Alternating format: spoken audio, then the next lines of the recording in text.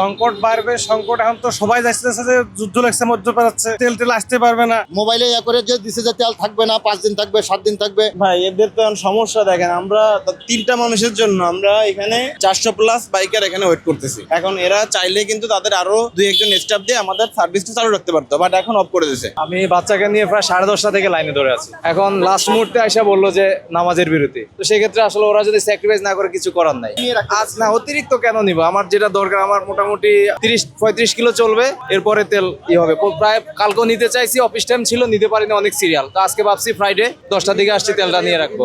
আর যেখানে যাই সব জায়গায় অনেক লম্বা সিরিয়াল, আর আমি সবসময় ট্রাস্ট থেকে তেল নিতে, ওই জন্য ট্রাস্ট থেকে আসছি আজকে। আমার বাইকে হয়তো 1 থেকে 1.5 লিটার তেল আছে। আমার রেগুলার ধানমন্ডি উত্তরা যাতায়াত করতে হয়, তো সেই ক্ষেত্রে আমার কালকে নিতাম, কিন্তু কালকে অনেক জ্যাম ছিল, অফিসে যাওয়ার পথে নিতে পারিনি। আজকে এসে 1 ঘন্টা প্রায় লাইনে দাঁড়িয়ে আছি। আমি ভাই 40 মিনিটের মধ্যে দাঁড়ায় আছি। ভাই এদের তো এখন সমস্যা দেখেন, আমরা তিনটা মানুষের জন্য আমরা এখানে 400+ বাইকার এখানে ওয়েট করতেছি। এখন এরা চাইলে কিন্তু তাদের আরো 2-1 জন স্টাফ দিয়ে আমাদের সার্ভিসটা চালু রাখতে পারতো, বাট এখন অফ করে দিয়েছে।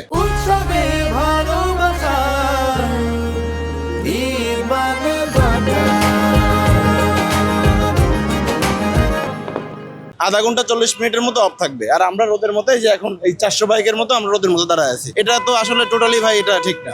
এখন তেলের পাম্পে ভিড় ভাই, এটা আসলে হইতে পারে কি? এখানে দেখেন অনেকে মনে করে যে আমার তেল আছে তারপরে আমি নিয়ে রাখি, সামনে যদি সংকট পড়ে। বাট আমি মনে করেন যে বাইক ঠেলে নিয়ে আসছি, আমার ওখান থেকে তেল শেষ হয়ে গেছে, আমি বাইক ঠেলে নিয়ে আসছি। এখন সবাই আমার মনে হয় না যে এরকম, অনেকের হয়তো দেখা যাচ্ছে যে আপনার তেল আছে তারপর সে এখানে নিতে আসতেছে। এখন এইটা যদি সাধারণ মানুষ হিসেবে সে না বুঝে, তাহলে তো ভাই এটা কিছু বলার নাই। মানে এখনো সংকট হয় নাই, তেল ওখানে দেখেন তেল কিন্তু অভাব নাই, বাট এই যে এত লাইন, আসার সময় দেখছি যে সব পাম্পেই মোটামুটি লাইন। এখন এটা আসলে ভাই আমাদের জনসাধারণ একটা ব্যাপার, এখন আমরা যদি না বুঝি নিজেরা, তাহলে তাই কিছু করার নেই আসলে। প্রায় 11:30 বাজে, হয়তো বলতে পারতেছি না, কিন্তু শুনতেছি যে কালকে থেকে নাকি তেলের দাম বাড়বে, তার জন্য আর কি এত ভিড়। আমিও তেল নিতে এসেছি। সব গাড়িটা গ্যাসে চালায় না, সংকট বাড়বে, সংকট এখন তো সবাই যাচ্ছে যে যুদ্ধ লাগছে মধ্যপ্রাচ্যে, তেল টেল আসতে পারবে না। এখানে সব তেল লাগলেও আসতেছে, না লাগলেও আসতেছে, যে নিয়ে রাখিয়ে দিই। আমারটা নাই, আমি আসছি, আমার আসতেই হবে, আমারটা একবারে শেষ।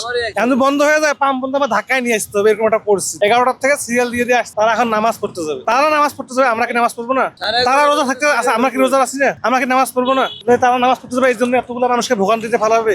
এটা কি মানুষের ভিতরে পড়ে? অতিরিক্ত তেল তো নিয়ে রাখবে কিভাবে? গাড়ি ছাড়া তো কি কোনো কিছু তেল দিচ্ছে না। তেল যতটুকু লাগবে, আর এরকম সংকট থাকবে না। তো সংকট তো কিছুদিনের মধ্যে ঠিক হয়ে যাবে। আর বেশিরভাগই তো আমার গাড়িতে তবে তেল নিয়ে আমার 1 মাস চিন্তা করা লাগবে না। তেল নিয়ে যাওয়ার বাসায় ধরে রাখার কোনো প্রয়োজন নেই। ওখানে প্রায় 1 ঘন্টার মতো দাঁড়াইছিলাম পিছনে। এখন মানে যেহেতু এখন নামাজের বিরতি, তাই তেল না নিয়ে চলে যাওয়ার জন্য প্রস্তুতি নিয়েছি আর কি। ইরান ইসরায়েল যুদ্ধের প্রভাবটা এখন বাংলাদেশে পড়ে গেছে, মানুষ তো এখন অনলাইন সচেতন, সবাই তো খবর দেখতেছে। তো স্বাভাবিকভাবেই মানুষ মনে করতেছে যে ইরান ইসরায়েল যুদ্ধের প্রভাবটা হয়তো দীর্ঘমেয়াদী হইতে পারে, যার জন্য মানুষ আগে থেকেই, আর মানুষ চলাফেরা করতে হবে, স্বাভাবিকভাবে তেল লাগবে, মানুষ তো আসবে। যারা রেগুলার তেল নেয় তারা তো আসতেছে, পাশাপাশি যেমন আমি রেগুলার, আমার তেলের প্রয়োজন নাই, আমি অফিস টু বাসা, আমি হচ্ছে অফিসের গাড়িতে যাতায়াত করি, তারপরও তেল যেহেতু নাই এই জন্য নিতে আসছি।